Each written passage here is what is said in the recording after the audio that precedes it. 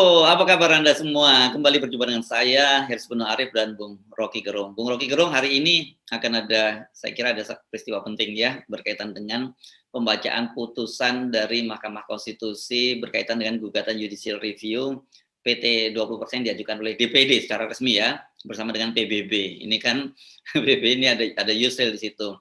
Dan kemarin PKS juga sudah secara resmi mengajukan gugatan, tapi formulanya dia tidak 0% tapi 7-9%. Oke, itu nanti akan kita bahas, tapi kita update dulu ya peristiwa terbaru.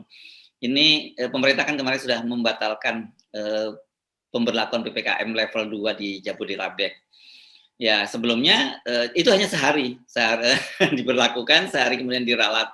Ya, ini memang disambut secara legal oleh para asosiasi pengusaha mal gitu, tapi mereka sering mengaku bingung dengan kebijakan pemerintah itu. Apalagi kan Pak Luhut juga memberlakukan booster gitu ya, syarat booster untuk 2 minggu lagi akan diberlakukan. Tadi ya, kita ini lagi mau pulih untuk nge-track pengunjung, tiba-tiba aturan pemerintah membuat mereka bingung gitu. Jadi mereka juga bingung. Nah, siapa yang bingung?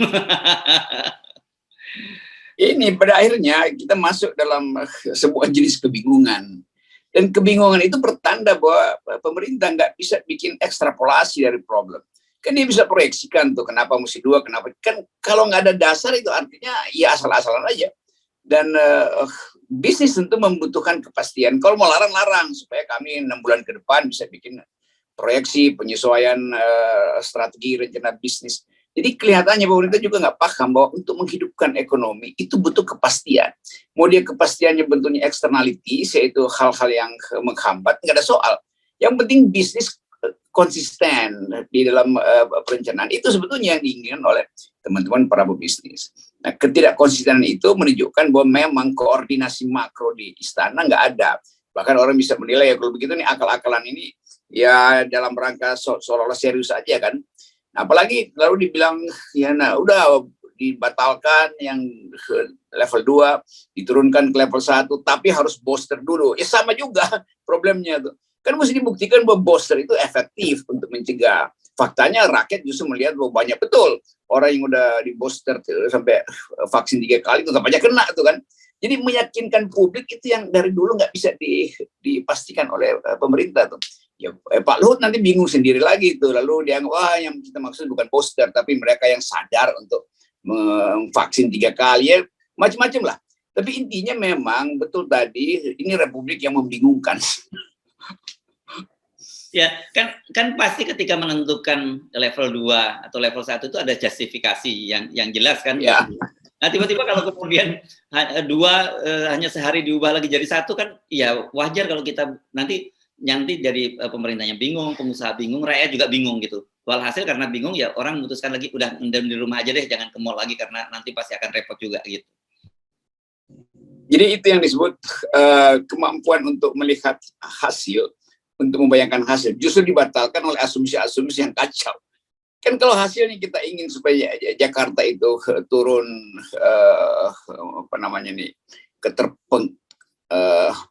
jumlah infeksinya turun, mesti dari awal dipastikan aja tuh kan. Jadi ini nanti orang bilang, oh kalau begitu udah enak nih, udah level 1 bisa jalan-jalan lagi. 2 hari kemudian naikin level 2 lagi tuh. Padahal nggak ada data yang, bagaimana ambil data dari periode yang cuma 1 hari itu kan. Lalu apa gunanya Pak Luhut sebagai raja big data kalau nggak mampu untuk bikin prediksi? Kan Pak Luhut sendiri yang bilang kita selalu bekerja dengan big data. Lagi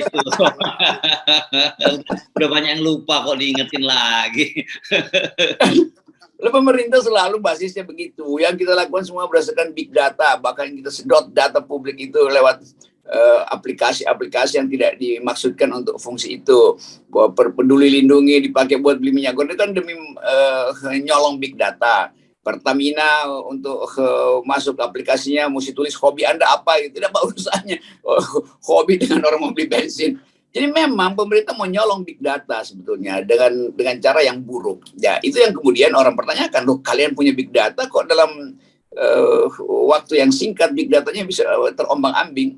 Jadi ini big lie juga akhirnya kan. Jadi big bohong lah itu. Jadi ini cuma menambah keyakinan publik bahwa berbohong itu memang kebiasaan yang diresmikan oleh negara, berbohong dalam negeri sampai berbohong luar negeri. nggak ada pantunnya lagi kan tadi pagi ini ya. Oke, sekarang kita pindah ke topik yang sangat serius. Ini karena hari ini akan diputuskan dan kita ingatkan bagaimana Ketua DPD Lanyala Mataliti waktu itu mengusulkan kalau sampai ini tolak udah dibubarkan saja Mahkamah Konstitusi, karena ini kan lembaga tinggi, berarti akan ada terjadi konflik antara dua lembaga tinggi negara ya, Mahkamah Konstitusi dan juga DPD. Dan walaupun gitu, saya nggak tahu feeling Anda apa keputusan dari kalau dari MK ini. MK akan memutuskan, mungkin dia akan sebut ya itu seperti biasa alasan formilnya nggak terpenuhi itu. Apa namanya? Yang kedua bahwa kasus ini udah diajukan berkali-kali, maka masuk dalam prinsip nebis in idem misalnya kan. Jadi semua hal yang sebetulnya kita bisa proyeksi itu akan jadi alasan penolakan tuh. Dan kelihatannya memang itu, karena bagaimana kita mau pastikan bahwa MK ini punya kemuliaan kalau semua orang atau semua kasus diajukan dengan dalil yang sama, tapi kemudian ditolak juga dengan dalil yang itu juga, yaitu ini open legal policy, apalagi Anda nggak punya legal standing. Sekarang partai punya legal standing, tapi akan dicarikan ya Anda punya legal standing tapi belum 20%, kira-kira begitu nanti. Terus DPD dianggap bahwa itu karena Pak Lanyala mau nyapres, maka Pak Lanyala minta akan berupaya supaya DPD punya hak untuk nyapres, bikin calon juga tuh. Jadi hal-hal begini akan dimanipulasi oleh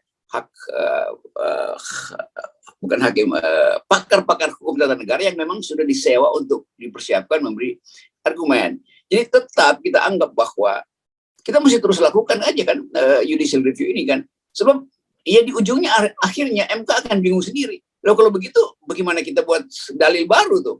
Kalau di awal udah ditutup kemungkinan untuk judicial review. Jadi bilang aja dari awal, kami Mahkamah Konstitusi apapun yang kalian ajukan itu akan kami tolak. Jadi gampang tuh. Tapi bagus juga ini akan jadi perlawanan politik kan. Tetap saya percaya Pak Lanyala itu dia betul-betul orang yang paham bahwa nggak boleh ada sedikit pun penyimpangan konstitusi. Lain dengan DPR yang mau siksak-siksak aja. Jadi DPD ini betul-betul yang disebut penjaga konstitusi, yaitu DPD akhirnya itu melalui profil Lanyala Mataliti yang terus menyala itu. Ya. Okay. Orang mulai sorot beliau sebagai punya ambisi. Enggak, kenapa emang kalau punya ambisi itu dalam upaya untuk memperlihatkan bahwa ada alternatif kan itu. Ya. Kita mesti biasakan melihat bahwa DPD itu wakil rakyat yang real, bukan wakil partai, karena dia dipilih langsung. Dan itu juga berarti bahwa politik Indonesia nggak harus melalui partai kan di DPR. Lewat DPD bisa tuh, DPD bukan partai, tapi bisa mengajukan calon harusnya untuk memimpin negeri. Ya. Oke, nah ini berkaitan itu sekarang udah ada partai yang mengajukan judicial review kemarin ya, PKS, yang setelah kita dorong-dorong, kita tunggu sekian lama gitu akhirnya muncul juga, dan formulasinya menarik ini Bung Rocky. Dia tidak ingin membatalkan PT 20%, tapi dia menyatakan 7-9%. Dan ada reasonnya gitu, rata suara terbawah di DPR gitu. Ini antara idealisme dan pragmatisme itu. Jadi resultantenya ujung paling kanan idealisme, ujung paling kiri pragmatisme, tengah-tengahnya namanya oportunisme tuh kan, itu jadinya. Jadi tetap orang menilai ya PKS tanggung juga tuh. Kalau mau jujur atau mau lurus, bilang aja oke, kami menginginkan 7% gitu, karena itu setara dengan rata-rata minimal yang harus dihasilkan dalam pemilu misalnya itu. Tapi yang kami maksudkan 7% hasil pemilu 2024. Jadi pemilihan legislatifnya didahului dong. Kan itu lebih jujur. Kan tetap kan poin kita adalah jangan pakai tiket yang kadaluarsa. Kalau dibikin tiket yang baru juga tetap dasarnya kadaluarsa kan. Jadi mesti lebih terang-terangan lah PKS. Oke, kami setuju ada negosiasi politik ya, karena politik memang perlu ada semacam dukungan legitimasi di parlemen. Tapi legitimasi setelah diketahui bahwa kebutuhan legitimasi itu sekian persen oleh hasil pemilu 2024. Itu sebetulnya gampang aja kan. Kita juga setuju kalau soal angka ya kita bisa gila, mungkin disamakan dengan threshold parlemen 4% atau 2% juga nggak ada soal itu. tetapi jangan pakai tiket lama. Itu yang kita selalu anggap kok ini curang. Anda mau masuk dalam garis start yang Anda tentukan sendiri itu kan, bukan begitu. Kita tentukan sama-sama deh. Kapan tentukannya itu? Ya setelah kita lihat hasil legislatif lah. Nah itu memang konsekuensinya mesti dipisah pemilihan itu. Tunggu aja, presiden kan nggak apa-apa, tunggu 2 bulan setelah legislasi anggota legislatif dipilih kan gampang aja. Jadi demi menyelamatkan demokrasi, jangan tidak jujur seolah-olah mau menggugat, tapi di belakangnya tetap tidak paham bahwa yang mereka usulkan itu juga tiket lama. Nah, kita mau minta kejelasan dari PKS sebetulnya. Kan PKS teman kita juga. Iya. Tetapi sebagai teman kita teman berkonstitusi. Ya, teman harus jujur dong, ya Bung Rocky ya. Yes. Kenapa Anda bikin juga partai-partai yang lain, jangan karena PKS yang maju lalu rame-rame, oh ya kami setuju tuh. Ya karena dia udah dapat di atas 7% kan. Itu sama, saya berlakukan prinsip yang sama, mau PKB, Demokrat sekarang bagus-bagus 12%. Tentu Demokrat akan bilang ya diam-diam kita setuju juga. Iya, tapi tetap kita mesti anggap bahwa nggak bisa begitu, harus terbuka. Jangan nunggang pada sesuatu yang menguntungkan dia aja. Itu jadi kejujuran itu yang kita akan tagih habis-habisan. Jadi ini seperti yang kita bahas kemarin ya, sebenarnya ini harusnya proposalnya PKS dan proposalnya Gelora itu saling melengkapi ya, karena PKS mengajukan gugatan PT 20%, sementara Gelora mengajukan gugatan dipisah ya, pemilu lebih dulu, pemilu legislatif lebih dulu, baru kemudian pemilu presiden belakangan. Tiket yang digunakan adalah tiket yang baru. Jadi 7% oke, katakan misalnya gitu 4 atau 5 atau 7% oke. Tapi tiketnya baru, jangan tiket lama. Kalau tiket lama ya sama aja lu juga yang main gitu kan. Ya itu mungkin ini peristiwa yang bisa menyatukan kembali PKS dan Gelora. Jadi dia konferensi pers sama-sama aja kan. Kami akan gabung proposalnya. Gampang itu. Kemasuk akalan itu yang ditunggu publik. Ya, oke. Bagi kita kan semua teman lah.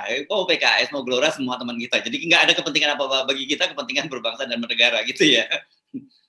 Betul, bahkan PDIP justru kita ingin supaya lakukan hal yang sama, mengajukan judicial review sebagai partai yang sebetulnya udah aman. Karena kalau dibikin matematiknya kan kita mau hitung. PDIP juga nggak bisa masuk kalau 20%, kan PDIP cuma dapat 19,3% kan. Jadi kalau matematika dipasang, tentu nanti akan ada alasannya dibulatin ke 20. Oh nggak bisa, kenapa nggak diturunin ke 19? Kan itu kan. Tapi nanti ya ini hitungannya kan popular vote, tapi di DPR kan kita kelebihan kursi. Oh enggak, justru popular vote yang mesti dihitung gitu. Jadi kita juga akan tanya ke Mahkamah Konstitusi, PDIP itu ngikutin popular vote atau kursi di DPR, kan mesti jelaskan. Kan di situ disebut atau berapa 20% dan 25%, tapi tetap dalam demokrasi popular vote itu yang mesti dihitung gitu. Jadi sekali lagi banyak masalah nih dalam soal presidential threshold, apalagi kalau nanti hari ini diputuskan bahwa DPD ditolak, wah itu akan ada ya gelombang protes baru, dan itu yang kita sebut sebagai people power, dan itu potensi itu akan berjalan karena buruh juga akan merasa dirugikan. Itu berarti kemungkinan buruh untuk mengajukan perubahan legislasi juga akan ditolak karena partai-partai yang memenangkan pemilu nanti akan menganggap bahwa mereka diuntungkan oleh kedudukan mereka yang pakai tiket lama tuh, sehingga gerakan mahasiswa juga akan kritik KUHP. Jadi macam-macam hal. Jadi kita senang aja kalau terjadi keributan sebetulnya, karena ini akan membongkar sebuah hal, dan dengan cara membongkar kita membangun ulang. Itu namanya politik dekonstruksi. Oke, seru. Jadi tapi pesan kita pokoknya jangan putus asa, walaupun kalau nggak salah katanya sudah 30 gugatan yang ditolak ya. Tapi kita mau tes juga sampai berapa kuat sih hakim Mahkamah Konstitusi bertahan terus saja gitu ya. Ya pasti tumbang lah, nggak mungkin nggak ada cara mas. Jadi makin lama kan makin norak keterangan akademis dari Mahkamah Konstitusi, dan itu yang akan membuat moral mahkamah itu makin hancur. Nah kalau moral udah hancur, ya ngapain lagi kita bikin judicial review, kita bubarin aja kan. No, moralnya udah hancur kok, rakyat nggak percaya. Jadi bahayanya itu kalau Mahkamah Konstitusi ngotot nggak mau layani dalil-dalil para pemohon, itu artinya gerakan LBP akan berlangsung. LBP maksudnya Liga Boikot Pemilu ya. Baik, oke, terima kasih Bung Rocky. Sampai ketemu lagi kita di 0%. 0%, yes.